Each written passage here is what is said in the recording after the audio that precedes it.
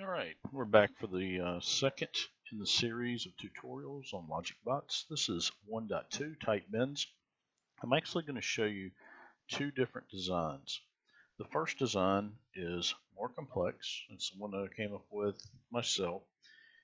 It actually works later in some of the dash lines, sharp bends tutorials or scenarios, I should say, a little better. And I'll also show you then a more efficient design that I found by looking through different designs from other YouTubers and also some of the forums, etc. And I fine-tuned that design to get it as tight as possible, using as few gates, as few parts. However, it doesn't work as well when we get down here to the dash line. So I'm going to kind of show you the evolution of this design as we go through. I have gotten this. This is the very nice brief design. I'm going to show you the larger one first. So let's go here, pull this up. All right. So again, I put caster wheels on it. I put the motorized wheels. I also would use, you remember you can do those snap lines, and you'll see that I didn't use the snap lines right now. I've actually changed it for another design because I wanted these wheels to be just a little bit lower than the caster wheels. All right, with this, you'll see that I had an angle iron that I attached to the front, and then I kept moving these sensors back and forth. I call this sensor right inner, right outer, left inner, left outer, and then let's see how we wired them up. Now, I will use this circuit time and time again as we go through. So you have the left inside circuit. I split the circuit. It immediately goes to a NOT gate, then to an OR gate. That means anytime that this sensor is high, I'm going to change it low and then try to turn the motor on with it. If the sensor is low, then this NOT gate will actually bring it high. It goes through the OR gate and it keeps the motor on. That's important later as we go into some of the dotted line tutorials in 1.4. That's getting a little bit ahead of ourselves, but I wanted to explain to you why this circuit was so complex. While the circuit is high and it's split, it goes into an AND gate. So if the right sensor and the left sensor are both high, this will go high. I'll go to both of the wheels and leave them on.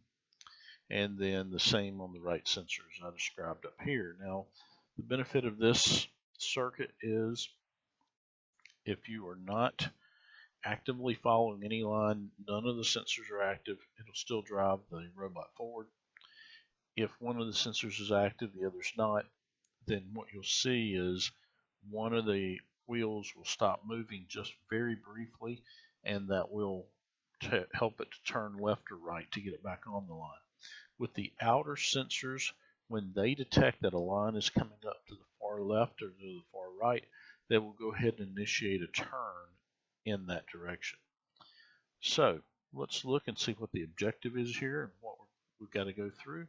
Here's the course. Notice we'll have right turns, left turns, gradual turns, and very sharp turns in a couple of places. So let's go back and let's give it a try. Now, one of the issues with this little robot, he does okay on the 90-degree turns, and in fact, he does them faster than the more efficient design that I'll show you in a little while. He gets a little more warning, so he starts at the beginning of each of the turns. But his problem is going to be on these very tight turns. You have to keep adjusting the sensors back and forth. I have gotten it to complete before, but it's kind of blind luck. What usually happens is this, and he gets into a point where the sensors are at a point that they're fighting against each other, and he just stops. So it doesn't work out so well. So now we've seen that robot. Let's try the next. This one is much simpler. The wheels are still in the same spot. I just have one wheel.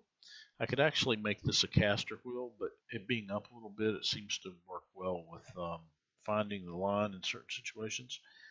Now the difference with this is what I have labeled here is the middle sensor, and he's in the middle. He's following the line all the time. And the other is the right sensor, and we'll see when we get to the circuit board how that actually works. The middle sensor, if he's seeing the line, he gets nodded, so his high goes to low, and he does not turn to the left. With the right sensor, if he sees a line, he's going to turn reverse the right side, and so therefore turn a bit to the right. Now, conversely, if the middle sensor suddenly does not see the line, then he goes high and he'll actually turn hard to the left. So let's see how this works. Much more efficient design.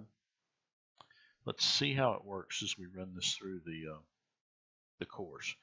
You see we're following along the line. Every time he bumps with the right sensor, he'll turn and go a little bit away, so he's following that inside line. Works quite well.